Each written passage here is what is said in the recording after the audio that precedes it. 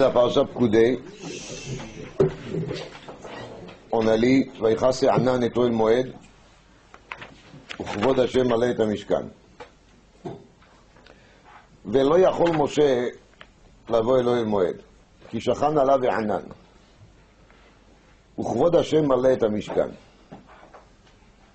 ובעלות הענן מעל המשכן, יישאו בני ישראל בכל מעשיהם, כי ענן השם על המשכן יומם, ואש תהיה לילה בו, לעיני בית ישראל בכל מעשיהם. C'est-à-dire que, après tout ce qu'on a lu dans les parachutes Troumat et Tzavé Vayakel Pkudei, le Mishkan il est monté, et là il y a un anan, un nuage, un nuée qui couvre Ohel Moed. Kvod Hashem, le gloire d'Hashem, remplit le Mishkan, ולא יכול משה לבוא. Et même Moshe, il n'arrive pas à rentrer à Ohel Moed. C'est un anan qui est a priori tellement épaisse ou tellement... il repousse tellement que Moshe il ne peut pas. À la fin de la parasha Mishpatim,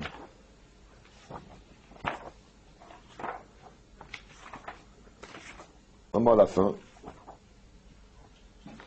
il y a marqué Vayal Moshe el Har, ויכס הענן את ההר, וישכון כבוד השם על הר סיני, ויכסהו הענן 6 ימים, ויקרא אל משה ביום השביעי, מתוך הענן, ויבוא משה בתוך הענן. Donc, on parle à la fin des Mishpatim, de nouveau d'un anan, qui a couvert quoi? Le mont Sinaï. Durant 6 jours, Moshe il est en attente.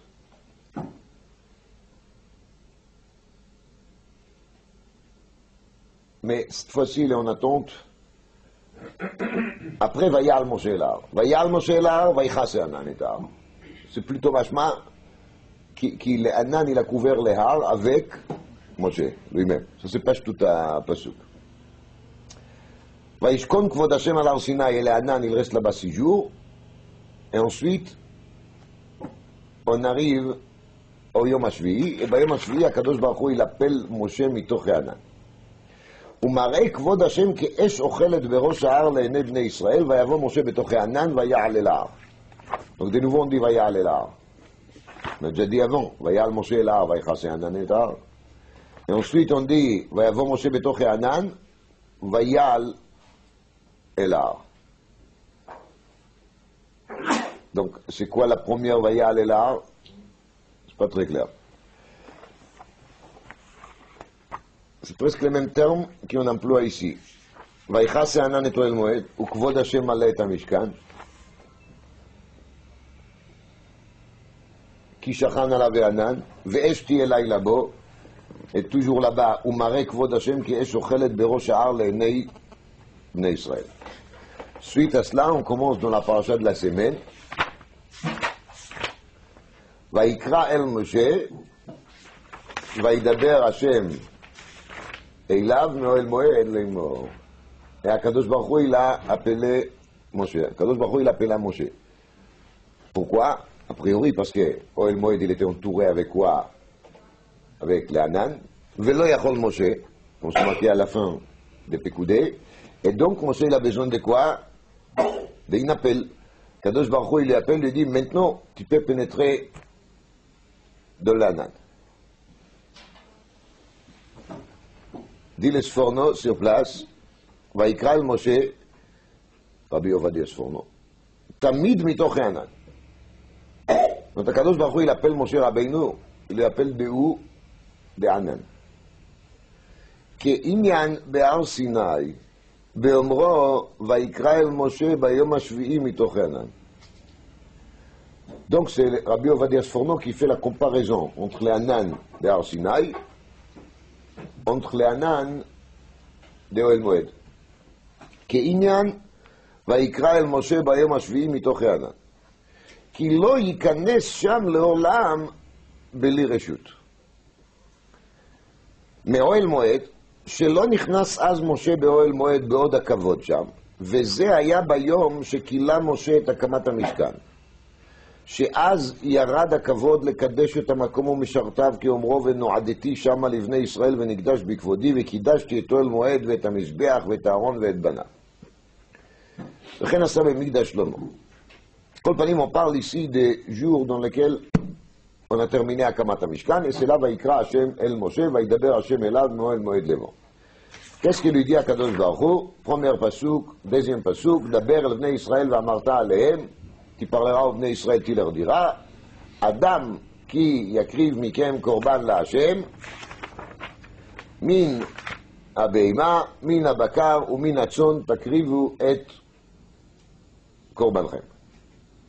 Ça c'est les premières paroles qui Hashem y parle avec Moshe Rabbeinu de Ohel Moed. Donc, la Havana Pshuta, la simple compréhension de ça, c'est tout simplement parce que maintenant il y a le Mishkan, le Mikdash, il y a le Mizbeach, donc on peut commencer à parler de quoi, hein?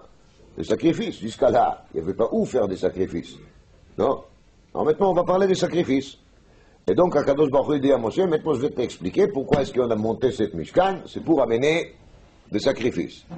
Et donc, voici, on commence par Korban Ola. Ça c'est le Pshat HaPashut, et il est très très valable, il n'y a pas de problème. C'est vraiment le Pshat HaPsuki. Mais, Shivim Panim la Torah.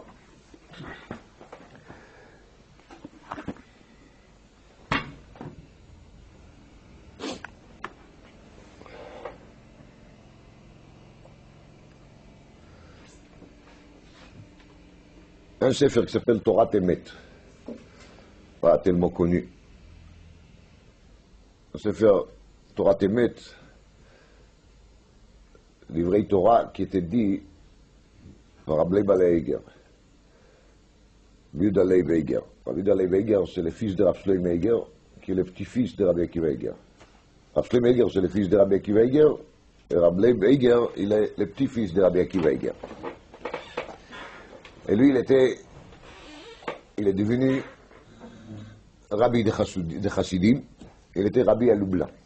Rabbi Akiva Eiger, il n'était pas chassid, ni son fils Rav Shlomo Eiger, mais le petit-fils, il est devenu pas seulement chassid, il est devenu rabbi de Chassidim. C'est pas la plus grande catastrophe qui peut arriver à quelqu'un, hein. Il y a des gens qui, leurs enfants, ils colorient leurs cheveux en rose, et ils mettent toute une série de boucles d'oreilles, et ils se font tatouer. Donc si quelqu'un, son fils, devient rabbi de Chassidim, ça va. Ça sera le plus grand ennui qui peut arriver à quelqu'un de ses enfants. Je dis ça juste pour la curiosité. À Kol Panim, Rabbi Balaïger, il a dit, comme Minag Rabbaim, du vrai Torah tous les Shabbats, il y avait des gens qui, après Shabbat, ils ont noté ce qu'il a dit. Et de ça, ils sont un sefer qui s'appelle Torah Temet. Je vais vous dire des choses qui sont marquées là-bas. C'est Bekitsur, c'est Beremazim. Mais Dvarim, Amukim, toujours des choses très profondes. Petit-fils de Rabbi Akiva Eiger.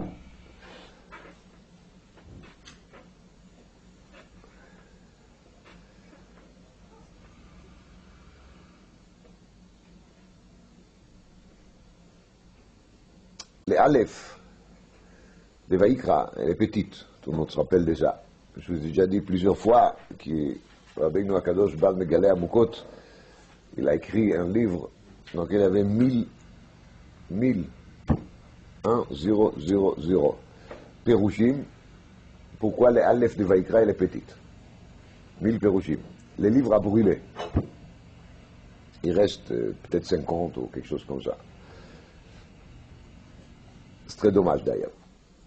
Mais vous comprenez que s'il y a 1000, il y a plus que 1000 aussi. Rabbi Balaïger, il a remarqué dans notre Torah Temet, Kacha. Je vais essayer d'expliquer ça qu'il dit. Comme c'est écrit par d'autres personnes, mais ils n'ont pas tout écrit, c'est Bekitsur, chacun comprenne ce qu'il comprenne, mais il y a toujours des manques dans cette sefer. Alors, c'est vrai qu'il y a des doutes, ils sont toujours vrais. Aseret HaDibrot commence avec Anochi Hashem Elokecha. Daino, les 10 commandements commencent par Aleph. Sefer Divrei Hayamim, De ça, j'ai parlé déjà une fois. Je ne dirai pas la même chose. Sefer Divrei Yamim commence. Divrei Yamim, vous vous rappelez, c'est le dernier livre des Tanakh qui raconte l'historique mondial depuis Adam Arishon jusqu'à la construction du deuxième temple. Alors, le Sefer Divrei Yamim commence Adam. C'est le premier mot du Sefer. Adam. Adam, c'est Adam Arishon. Et le mot Adam est écrit avec une grande aleph.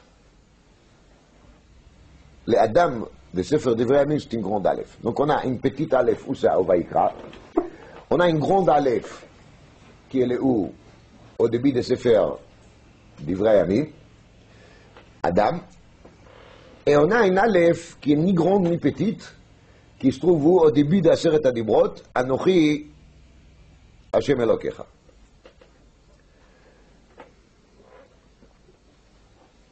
Alors pour essayer de comprendre ça,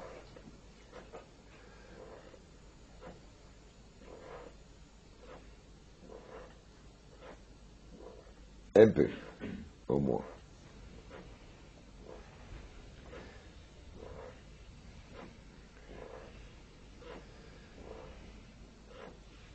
Quand on essaye de situer Moshe Rabbeinu,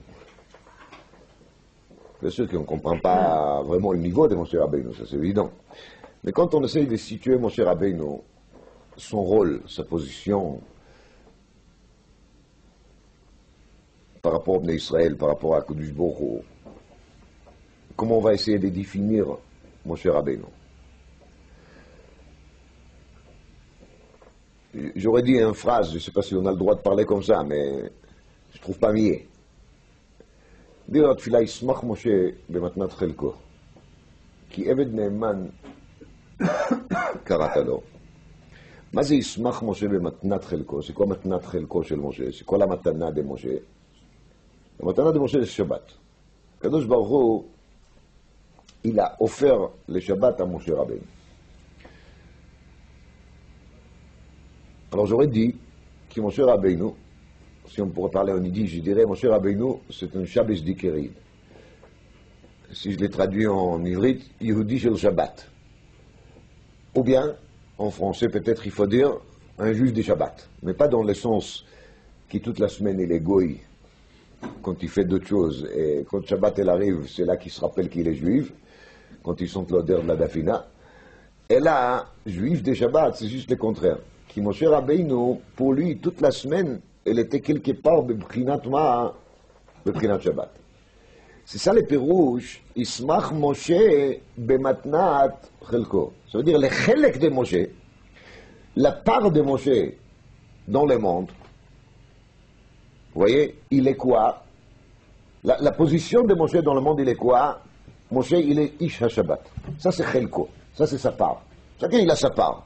Vous voyez, les 12 tribus, chacun a sa part en Eretz Israël. Il y a quelque chose qui s'appelle Veten Chelkeinu Betoratecha. Chacun il a sa part dans la Torah. Et il y a des gens qui malheureusement, ils sont plutôt décrétés à vivre dans la pauvreté. Il y a des gens qui sont décrétés de vivre dans la richesse. Il y a des gens qui, leur part, il est de souffrir des maladies. Il y a des gens qui sont toujours en bon état de santé. Chacun il a son chelek. Quel est le raisonnement de ces halakim? Et quelles sont les vraies raisons derrière les halakim? On n'a aucune idée. On ne sait pas du tout. Donc, il y a quand même le chelek. Qu'est-ce qui se cache derrière? Je ne m'occupe pas. C'est marqué dans la paracha Kitissa, Veraïta et Achorai. Ufanai lo yirau. Khatam Sofer, elle explique. D'autres expliquent. Les comportements de Hachem, on les comprend en contexte Achorai. C'est comme quand on voit quelqu'un par derrière, j'arrive à peu près à deviner qu'est-ce que c'est. Mais tant que je n'ai pas vu la tête, je ne sais pas qui c'est vraiment. En tout cas, je ne suis pas sûr. Je vois s'il est un peu gros, il est un peu maigre, s'il est haut détail, petit détail. Mais je ne peux pas dire qui est la personne tant que je n'ai pas vu son visage. Braïtet Achorai veut dire aussi Acharei. Acharei qui veut dire quoi? Après. C'est-à-dire les comportements des Hachem, souvent on ne la comprend pas sur place. Des choses qui nous arrivent, on ne comprend pas. Des fois on comprend 1 an plus tard. Des fois on comprend 10 ans plus tard. Des fois on comprend 20 ans plus tard. Et des fois on comprend seulement quand on monte dans le monde futur. dans le monde d'Ao. Ça c'est Veraïta et Achorai. Après. Ou Fanaï lo Erao. Tu ne peux pas demander à Kadosh Baruch Hu chaque fois de t'envoyer un compte rendu d'avance. Voilà, demain, il va t'arriver ça pour cette raison. Après demain, tu auras ça parce que. Kadosh Baruch Hu, il ne fonctionne pas comme ça. Il fait et il donne à chacun ce qu'il mérite. Et chacun il a le droit de faire des filotes pour améliorer sa situation. Mais quoi qu'il soit, on n'a pas le droit d'exiger des explications. Pas des explications. Rabbi Dekotsky a dit un mot très important. Si j'aurais été capable de comprendre tout ce qu'Akadosh Baruch Hu il fait, donc je suis en égalité avec lui, je n'ai pas besoin d'un Dieu pareil qui je peux comprendre tout ce qu'il fait. Si je comprends tout, ça veut dire que je suis à son niveau. Donc il n'est pas mon Dieu, pourquoi ce ne sera pas moi son Dieu à lui? Donc ça doit être le contraire, ça doit être comme ça. Ça doit être qu'il Dieu fasse des choses qui nous on est incapable de comprendre. Parce que dès qu'on est capable de tout comprendre, il n'est pas supérieur. Il est comme moi. Donc quel intérêt? Il n'y a pas d'intérêt. C'est très intéressant, en vérité c'est un mot très profond parce qu'on pourrait penser qu'Akadosh Baruch Hu il est supérieur parce qu'il a plus de pouvoir que nous. Et ça c'est vadaï qu'il a plus de pouvoir que nous. Mais c'est pas ça qui est intéressant dans le domaine de décider qui est le vrai bon Dieu. Le vrai bon Dieu, c'est pas une question de pouvoir. C'est pas parce que quelqu'un peut me gifler qu'il est plus intelligent que moi, vous comprenez? Et c'est pas pour ça que je dois me plier devant lui, en tout cas pas mentalement. Il me gifle, donc j'ai peur. Et ça ne veut dire pas que j'accepte qu'il est vraiment plus important que moi. Il est juste plus agressif, point. La seule raison de se plier devant quelqu'un, n'importe si c'est un être humain et qu'on se tient à Kadosh Baruch Hu, c'est si je suis convaincu qu'il est supérieur de moi intellectuellement. Si ce n'est pas le cas, ce n'est pas intéressant. Bon, ça c'est une parenthèse. Je reviens au sujet. Moshe Rabbeinu, son chélek, il est quoi? Shabbat. Maintenant, Moshe Rabbeinu, il est beprinat Shabbat tout le temps, chaque moment. Maintenant, c'est très beau quand on commence à faire les tours de la vie de Moshe Rabbeinu. Moshe Rabbeinu, il est né quel jour? Le 7 Adar. Tout celui qui veut, il peut dire que c'était Nazar, ça ne me dérange pas. Oui, moi, je ne suis pas là pour me disputer avec des gens. Moshe Rabbeinu, il est né le 7 Adar. Sa mère, il lui a caché combien de temps? 3 mois. Les 3 mois, ils se terminent quand? Les 7 Sivan. Les 7 Sivan, c'est les jours dans lesquels il y a eu le vrai Matan Torah, vous savez ça. Parce que Osif Moshe Yom Echad, Midato. Hakol Modim Shebishabbat Nitna Torah. C'est-à-dire, les vrais Matan Torah, la première fois, c'est pas les jours qui ont fait Shavuot. Nous, on fait Shavuot les 6 Sivan. Pourquoi on ne rentre pas maintenant au raisonnement? Mais les vrais Matan Torah étaient faits quand est-ce? Les 7 Sivan. C'est-à-dire que Moshe, il est né les 7 Adar. C'est sûr et certain que la raison principale de l'existence de Moshe dans le monde, c'est pour qu'après il va nous transmettre quoi? La Torah. On attend 3 mois. Les 3 mois, c'est les temps que les choses deviennent mûres, comme on a parlé déjà plusieurs fois des notions de chiffre 3, et surtout les 3 mois de grossesse qui font Heker. Donc de même, il y a 3 mois d'écart entre la naissance de Moshe Rabbeinu jusqu'au Zayn Sivan, 7 Sivan, qui était aussi un jour de quoi? De Shabbat.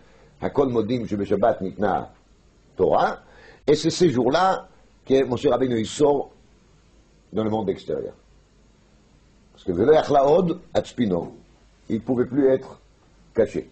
Dirons qu'il y avait une sorte d'une deuxième grossesse que Moshe Rabbeinu doit attendre de 3 mois, de 7 Adar jusqu'à 7 Sivan.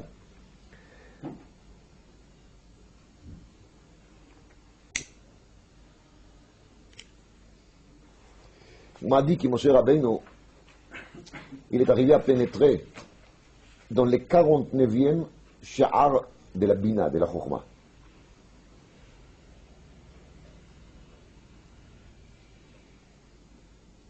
Dit le Maharal, là-dessus, dans le Gvurot,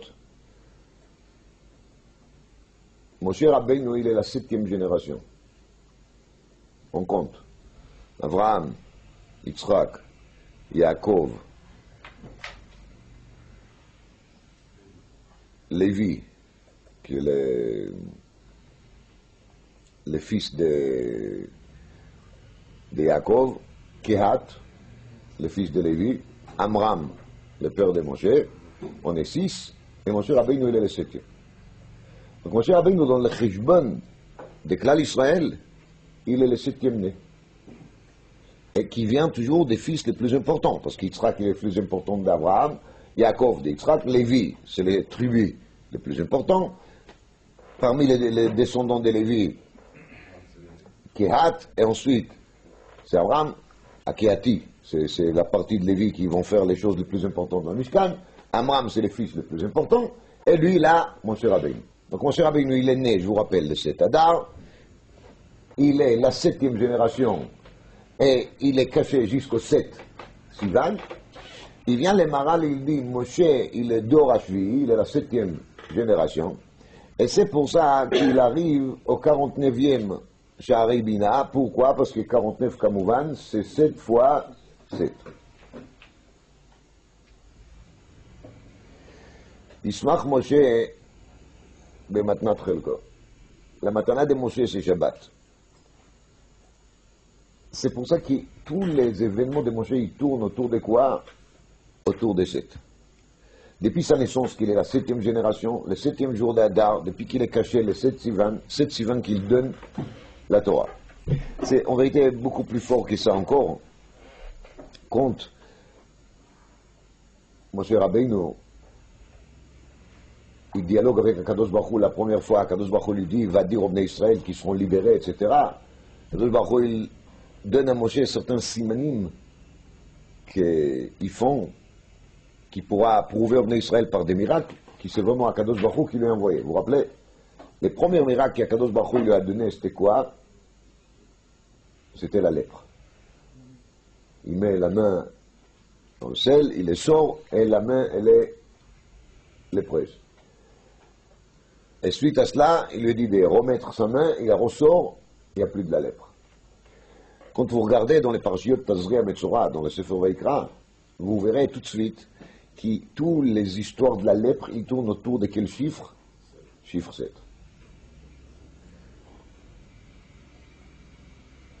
Dans les Zohar, Akadosh il a marqué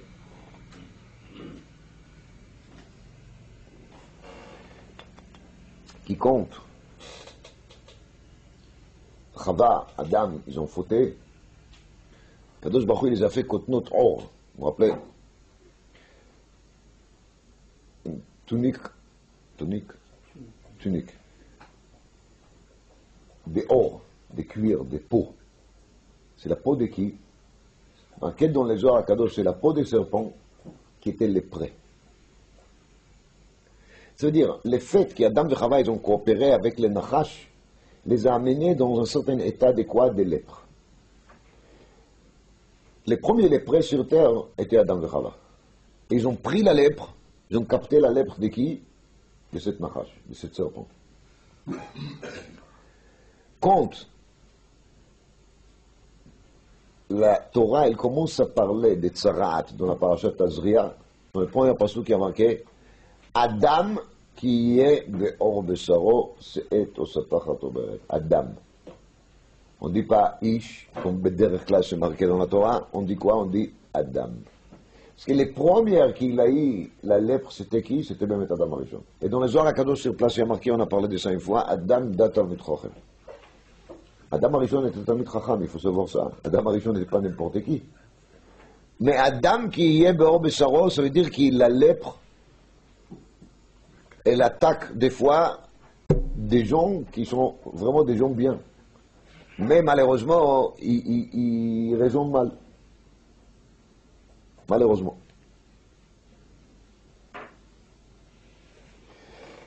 Moshe Rabbeinu, je ne vais pas rentrer aux histoires des Gilgulim, qui tout le monde sait.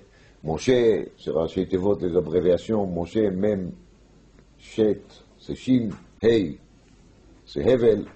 Kol panim, Vadaï qui Moshe, il est là pour réparer la faute de Adam Arishon. Et il a réussi à amener Bnei Israël quelque part à la réparation de cette faute. C'est-à-dire que Moshe, il est quoi? Il est anti-lèpre. Et c'est pour ça qu'il lui est arrivé quoi? Cet événement de Tzarat. C'est-à-dire que toutes les parties, les particules je dirais, des saletés qu'il y avait encore dans son corps, car il est quand même les descendants de qui? De Adam et surtout de Chava. Et rappelez-vous, vous rappelez certainement tous, de la Gemara qui compte les anges, il voit Moshe Rabbeinu, il dit à Kadosh Baruch Hu, Ma le Yelud Isha Beneinu. Qu'est-ce qu'il fait chez nous, Yelud Isha? Comme qu'ils disent, le fait même qu'il est Yelud Isha, Isha Yedoua Chava, fait sorte qu'il ne peut pas être là. Parce qu'il a chez lui des particules de quoi? Des saletés. Il lui reste quelque chose de la lèpre. Mais les anges, ils s'est trompés. Vous savez pourquoi? Parce que cet minimum de lèpre qu'il y avait encore dans le corps de Moshe a sorti de son corps, et maintenant, il est propre. Et vous vous rappelez tous que dans l'histoire de la Tzaraat, il y a bien marqué « Kulo afach lavan taoru ». C'est-à-dire, s'il est devenu en entier la vanne blanche, c'est plus de la lèpre. La lèpre, c'est quand il y a une tache. Mais quand il est en entier blanche, il n'y a plus de tache. Il y a quoi? Il y a une pureté. Dit le Shla Kadosh, ça c'est le sod de la Gemara. Moshe Rabbeinu shimesh b'shiv'at yemei hamiluim b'chaluk lavan. On trouve de nouveau Shivat yemei hamiluim, les 7 jours dans lesquels Moshe Rabbeinu il a servi en même temps au Mishkan avec Aaron et avec ses enfants. Shimesh bema b'chaluk lavan. Dehaïnou, c'est là que Moshe Rabbeinu il est devenu quoi? Tout blanche. Ça a commencé par la rejet d'une partie de saleté qu'il a dans son corps à l'époque, au début de l'opération, et ça se conclut maintenant. Kikaran or panav. Vous vous rappelez? Le visage de Moshe, il est en train de faire quoi? De rayonner. Moshe Rabbeinu, il arrive à au niveau, qui on parle toujours des mêmes midrash, Betorato shel Rabbi Meir, Aya Katuv, Matzou Katuv, dans le Sefer Torah de Rabbi Meir, il n'y a pas marqué Kotnot Or avec Aïn, il y a marqué Kotnot Or avec quoi? Avec Aleph. Ça veut dire que Moshe Rabbeinu, il arrive à métamorphoser les or, la peau de qui? Des serpents léprés, au quoi? Au or avec Aleph. Le or avec Aïn devient or avec Aleph. Kikaran or panav. Le visage de Moshe il rayonne, et au moment de Akamat Mishkan, c'est encore plus que ça. C'est pas seulement le visage de Moshe qui rayonne, et là c'est quoi? C'est son corps en entier qui rayonne. Maintenant il est Chalouk Lavan. Ça veut dire En lo imra, dit la Gemara. En lo imra Pirusho, c'était un vêtement toute blanche qu'il n'a même pas cousu. C'est pas la peine de coudre, c'est en entier. Il n'y a rien d'artificiel. Le corps de Moshe, il a blanchi. Les blancs, c'est les couleurs qui signifient les rayons, la lumière. C'est des blancs qui viennent de toutes les couleurs. Et toutes les couleurs, ils dansent sur les blancs.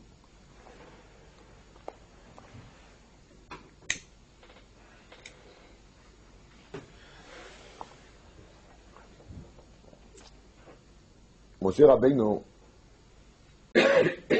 donc, il est les juifs des Shabbat, dans le sens le plus profond de cette phrase, de ce terme. Et lui, il était choisi pour nous donner la Torah et pour nous donner les Shabbats. C'est parce que justement, il est le seul qui peut faire quoi? Qui peut faire l'intermédiaire entre en haut et en bas. Ça, c'est les jours des Shabbat. Les jours des Shabbat, c'est quoi? Les jours des Shabbat, c'est beaucoup de choses.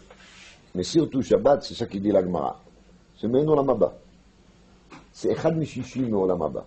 Shabbat, c'est un jour de la semaine, comme tous les autres jours de la semaine. C'est le 7e jour. Shabbat, c'est un jour qu'on lui fait ici, en bas, sur terre, par certaines actions qui sont des actions a priori matérielles. Mais quand même, les Chachamim nous disent que Shabbat, c'est Me'en Olam Haba. C'est-à-dire, on peut vivre ici, sur terre, un 7e de sa vie, avec les sentiments qui en est où? Qui en est là-haut. Ça, c'est Moshe Rabbeinu. Moshe Rabbeinu, il vit toute la semaine avec la même sensation que chaque juif, il est censé de sentir Shabbat quand il a un chemin etc. Bien sûr, chacun d'après son niveau. Mais chez Moshe Rabbeinu, toute la semaine, il est Shabbat. Et c'est marqué, et on l'a dit dans la Tfila, le Yom Shekulo Shabbat. Ça veut dire, après l'arrivée de Mashiach, même les 6 jours de la semaine seront transférés au quoi? Au Shabbat.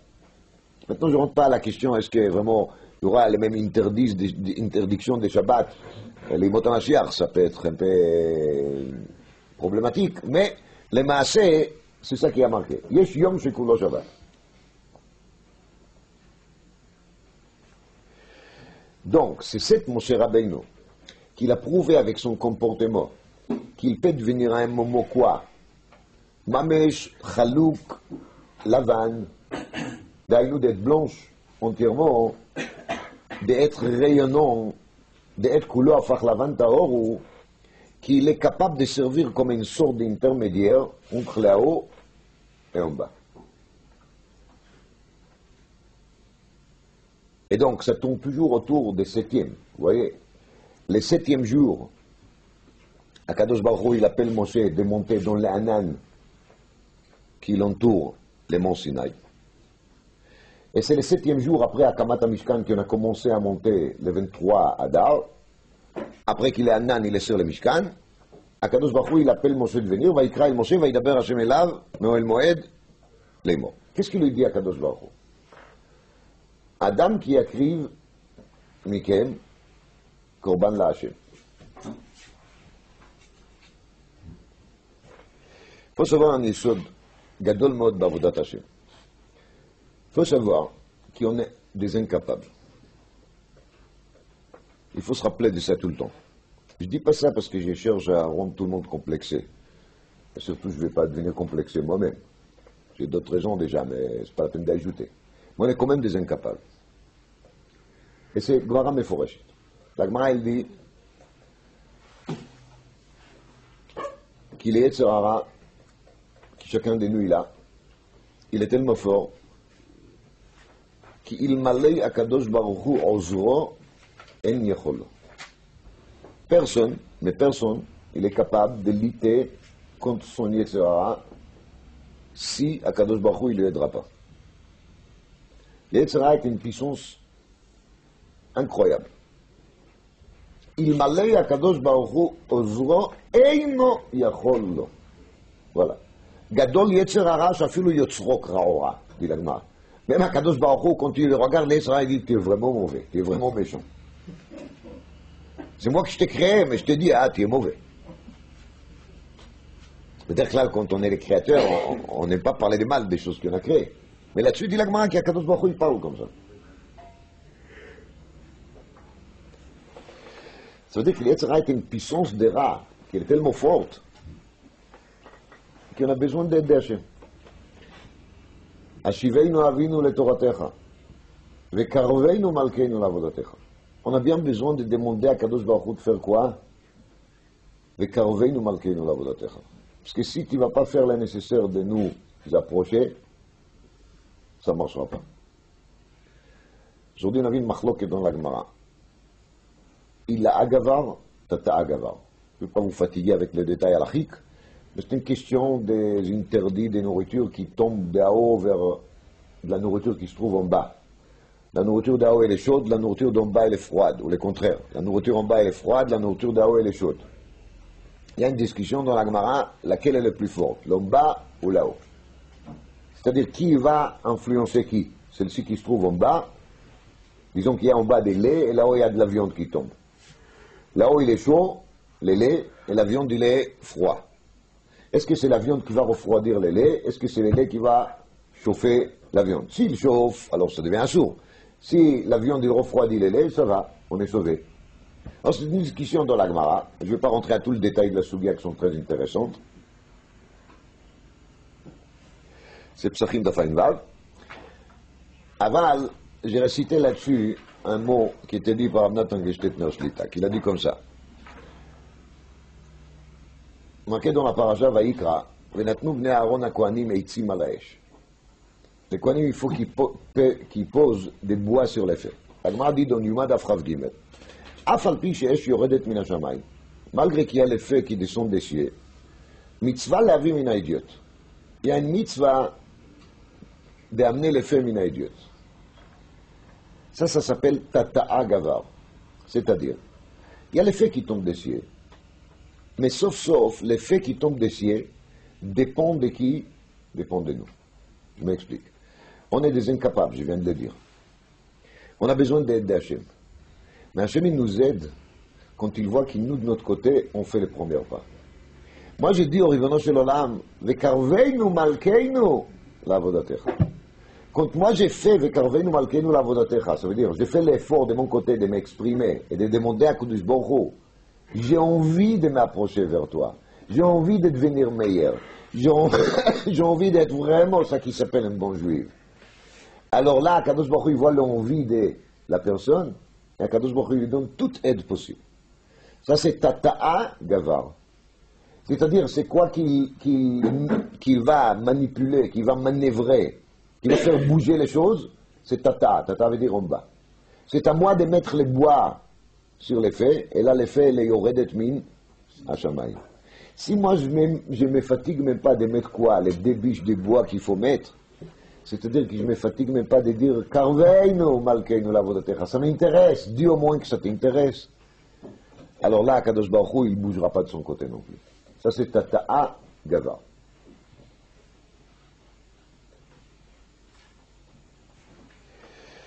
Il faut avoir l'envie. Il faut sentir les manques. Il faut sentir la dépendance d'Akadosh Baruch Hu. Il faut que ça nous fera de la peine. Pourquoi je connais tel mopé?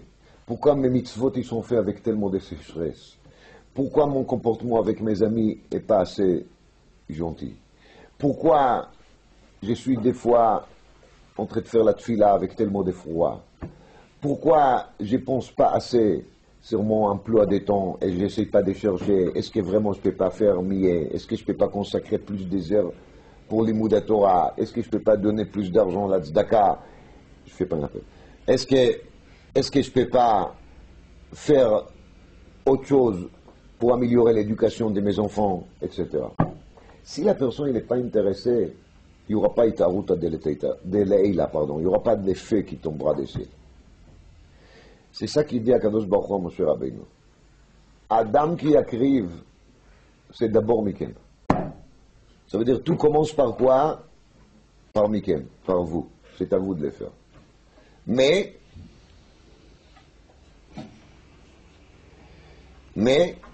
s'il y a Mikem, si vous avez au moins se fatigué de dire Ribeinu Shel Olam, Karveinu, Malkeinu, Lavodatecha, j'ai envie, ça m'intéresse, ça me dit.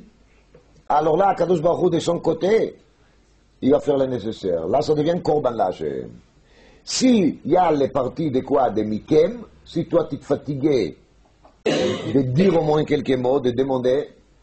Un jour, j'étais avec quelqu'un, il m'a dit quelque chose qui ne m'a pas plu. Mais après, j'ai vu qu'il a raison. Des fois, on comprend après. Il parlait de son fils il avait besoin de quelque chose. Je lui ai dit, alors pourquoi tu ne lui aides pas? Il dit, au moins qu'il aura l'intelligence de demander. Je me dis, c'est quoi comme papa? Si son fils ne lui demande pas texto, papa, s'il te plaît, aide-moi, il ne va pas lui aider. Mais après, j'ai compris, si son fils ne lui demande pas, ça veut dire qu'il ne sent même pas les relations fils-père vers lui. Alors pourquoi qu'il va lui aider? C'est pas la peine. C'est même pas la peine. Si tu ne sens pas que tu es mon fils et que tu peux me parler, tu dois me parler. Alors pourquoi je vais t'aider? Alors parle au moins, dis un mot. Bon, c'est pas la peine qu'il va supplier, c'est pas la peine qu'il va se mettre par terre pour demander. Mais au moins, dis quelque chose. C'est quoi cet orgueil?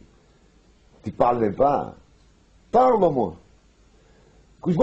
Il est là-haut, il est en train d'attendre, de se dire, qui bouge, qui me montre un signe que ça les intéresse, que ça les dérange.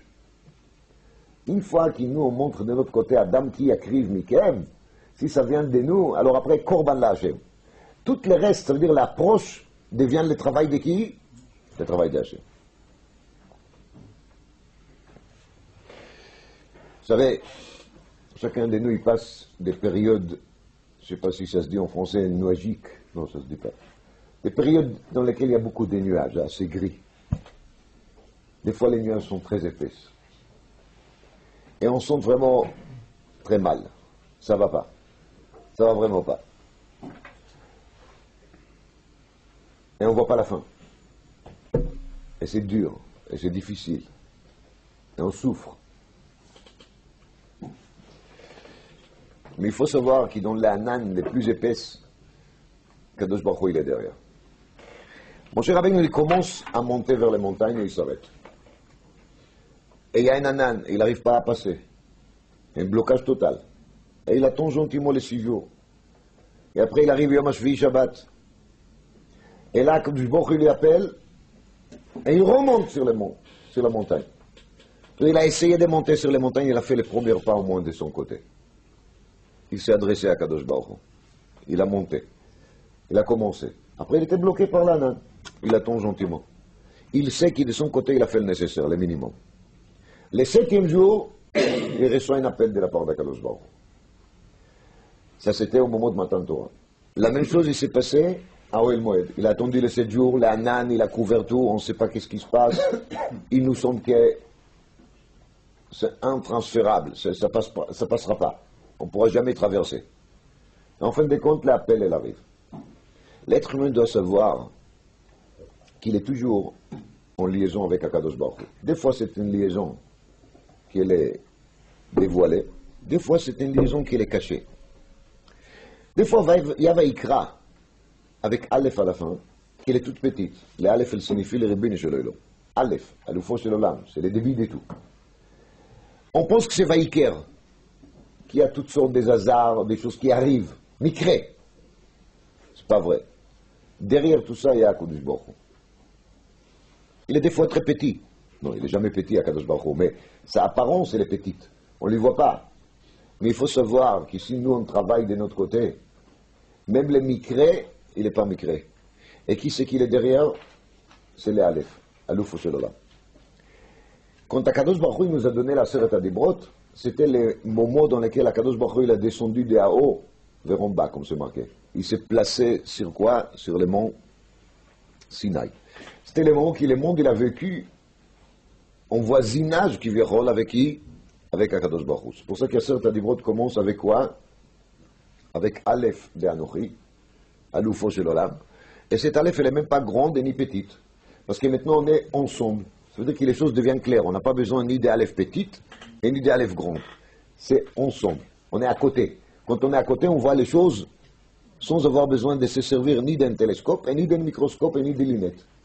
À la taille d'origine. Les Divrei Hayamim, elles nous racontent comment est-ce que les choses devaient se passer en vérité. Les choses devaient se passer en vérité parce que les mots Adam commencent avec quoi? Avec Aleph. Et Adam Arishon, il était censé, au départ, de vivre dans quelle sensation? Dans les sensations qui vraiment, la chose le plus grand, il est quoi? Il est l'Aleph. Et que l'Aleph, elle va arriver où? Au début. Parce qu'Adam Arishon, il ne faut pas oublier, il a vécu où? Au Gan Eden. Ça veut dire qu'Adam Arishon, il était Beprinatma Ilaha Gavar. C'est-à-dire qu'Adam Arishon, il était pas seulement au voisinage d'Akadosh Baruch Hu, ici en bas, qu'Akadosh Baruch Hu il a descendu de lui rendre visite. Adam Arishon, il a vécu chez Akadosh Baruch Hu, là-haut. Donc c'est lui, normalement, ça devait fonctionner comment? Avec quel genre d'Aleph? Avec Aleph Rabati, avec une Aleph très grande. Mais il a raté les coups. Et c'est pour ça qu'il a raté les Aleph. Et quand il a raté les Aleph, il est devenu quoi? De Or avec Aleph, c'est devenu Or avec Aïn. Adam, qui est Beor Besaror. אבל מה כתוב בפרשת השבוע? אדם מכם כי יקריב. Chacun de vous est un descendant d'Adam. Cette fois-ci, tu n'as plus les Aleph Gadol. Tu as peut-être les Aleph Akatan. Qui n'arrive pas au début des mots comme Anochi, et là, elle est où? À la fin des mots. Et encore un mot qui n'est pas sympa. Un mot qui est Vaïker, Mikré, Hazar. Mais quand même, les Aleph, elle est là. Et tout dépend de la avoda de qui? Du travail de qui? De ton travail. Adam Mikem qui yakriv. Et Mimele, on a Korban lâché. Sachez que le travail qu'on nous demande, elle est vraiment minime. Des biches de bois, cloum. Et tout de suite, il y a Esh chez Rodet Miashamayim. Un fait de chaleur et d'amitié de la part d'Akoush Baruch qu'il arrive. On nous demande juste de prononcer une phrase, de dire avec sincérité, Vekarveinu malkeinu la vodatecha. Ça y est, c'est bon. Tu es déjà là. Tu es arrivé. J'ai toujours l'habitude de dire, dans la tfila, on dit, Veten belibeinu bina lavinu laskil lishmoa lilmod ou lelamed. Si j'ai fait un sondage, pas ici, Chassou Shalom, vous êtes tous tzadikim mourim, mais stam, chez des gens, n'importe qui. Et je demande aux gens, pourquoi tu n'étudies pas la Torah? La majorité des gens vont dire parce que j'ai pas le temps. C'est vrai ou faux? La première des choses qu'on devait demander à Kadosh Baruch Hu, c'est Veten lanu emploi de temps. Veten lanuzman, non? Et après de dire Veten belibenu bina lavinu laskil lishmoa lilmod ulelamed. Ça c'est après, c'est vrai, il faut avoir l'intelligence pour étudier la Torah. C'est pas n'importe quoi la Torah, Rabotai. Amouk aminiyam, elle est plus profonde que la mer, la Torah. Mais voilà qu'il faut avoir un certain niveau pour étudier la Torah. Et ça fait. Ah ben, les problèmes qu'il y en a, c'est pas du tout un problème d'intelligence. La preuve, je suis très intelligent, soit des gens, et quand même, j'étudie pas. Alors, le problème, c'est quoi? C'est un problème d'emploi des temps, non? Non, Nahon, c'est pas vrai. J'ai le temps, j'ai pas le temps, c'est les teroutines des Yetzirara. Si moi j'ai l'envie, de mon côté, Akadosh Baruch Hu, il me trouvera le temps. C'est évident. Si moi j'ai dit, Veten belibenu binala, avinu laskil lishmoa lilmod ulelamed, ça veut dire que j'ai envie. J'ai déjà dit, Vekarveinu malkeinu la'avodatecha. אז יש גם השיבנו אבינו לתורתך. Et si j'ai vraiment envie, Akadosh Baruch Hu, il m'aidera de trouver le temps. Si je ne le trouverai pas le jour, je le trouverai la nuit. Et tous les ennuis qui me prennent le temps, ils vont disparaître. Le seul problème, c'est quoi? C'est que j'ai pas dit, Veten belibenu bina lavinu laskil. Ou même si je l'ai dit comment? Je l'ai dit. Je l'ai dit. Et le machal הידוע של החפץ חיים, qui Rab Sholem Shvadron, il a répété tous les jours. Il faut l'écouter comme ça, je pense, une fois par 2 mois, 3 mois, sur la personne qui est allé voir l'autre, il lui a dit, tu sais, j'ai actuellement des grosses ennuis, je suis très endetté, risque de devenir interdit bancaire, il faut absolument que tu m'aides, sinon c'est pikuach nefesh. C'est, j'ai une grosse famille. Bon, l'autre, c'est quand même un bon juif, il a entendu cette demande. Il réfléchit, il a dit, tu sais quoi, je vais t'aider, c'est vrai que tu demandes une grosse somme, mais tu viens me voir demain matin au bureau à 10h. Lors demain matin à 10h, le type il est dans son bureau, il attend, il a déjà préparé un parti par chèque, un parti en liquide, l'autre il a toutes sortes de dettes, vous savez. Il vient pas. 8h du soir, un coup de fil. Le type, il est là de nouveau. Mais je t'ai déjà expliqué hier, ma situation elle est dramatique. Vraiment, si tu fais pas quelque chose pour moi, je t'ai promis que je vais me trouver peut-être en prison même. Je sens déjà les souffles de la brigade financière derrière, voilà. Il a dit l'autre, mais il n'y a pas de problème, tu viens me voir demain, tu sais pas, tu veux pas à 10h, à 9h, nous. L'heure d'ouverture, je suis là, je t'attends, viens. Le lendemain matin, l'hominé velo miktsate. À 11h du soir, vous comprenez déjà, l'autre il se prépare avec Kriyat Shema à la mita, un coup de fil. Mais tu n'as pas de rachmanout, tu n'as pas un cœur juif, comment ça se fait, je te supplie, je te parle, et toi tu bouges. Et l'autre, mais je comprends rien. Je t'ai dit viens, tu viens pas. Je t'ai dit viens, tu viens pas. Alors arrête de m'embêter. Je vois que tu fais la chose pour faire. Il y a des gens comme ça qui travaillent pour travailler, pas pour gagner de l'argent. Ils tournent l'air, comme ça. Une fois, j'ai lu une histoire bête, mais il n'est pas bête. L'histoire, il est bête, mais la leçon, il n'est pas bête. Il y avait un colporteur, il y avait une valise comme ça. Et il passe comme ça une fois par semaine, il frappe sur les portes et il a une liste des choses qu'il dit qu'il vend. Alors il commence à dire des aiguilles, je sais pas, des rasoirs, et personne ne l'achète chez lui. Un jour, il y avait un des messieurs sur les portes qui frappe toujours sur sa porte, qui s'est dit Rachmanout. J'ai jamais acheté chez lui quelque chose, alors peut-être il vaut mieux quand même. Pour une fois, je vais le faire. J'ai pas besoin ni des aiguilles, ni des rasoirs, mais quand même. Alors il dit, donne-moi un rasoir. L'autre, il commence à bégayer. Il dit, mais je comprends pas, tu veux vendre un rasoir. Alors, je t'achète, nous. Alors, la personne, il a piqué une crise, il prend son valise et l'ouvre, elle est vide. Il n'y a rien là-dedans. Incroyable. Alors, il a commencé à crier, mais ça veut dire quoi ça? Tu vas m'embêter tous les jours. Il a dit, mais je dois gagner ma vie de quelque chose, non?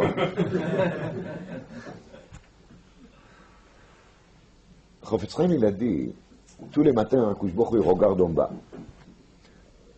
Les gens, ils sont assis à la choule. Veten belibeinu bina lavinu laski, il tient déjà les tzitzit avant les shma, c'est très serré.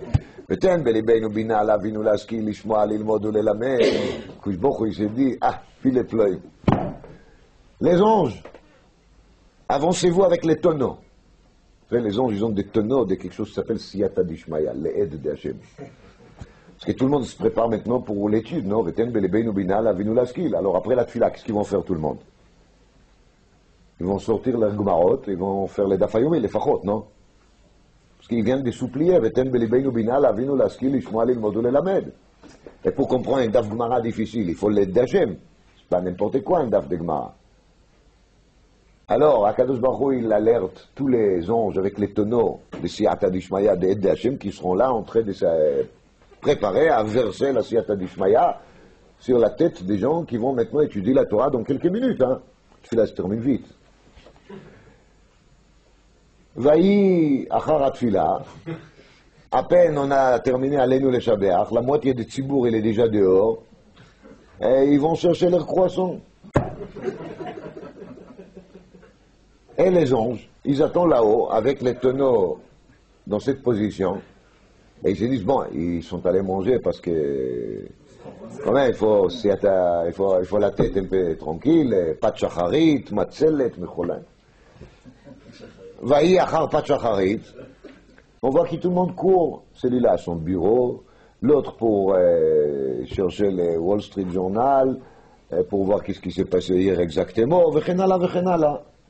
Ve'en doresh, ve'en mevakesh, tous les Gemarot sont bien à chaud dans la choule, avec la poussière qu'il y avait sur eux hier. Les anges, ils commencent à se fatiguer dans cette position. Ils redressent les tonneaux et ils attendent.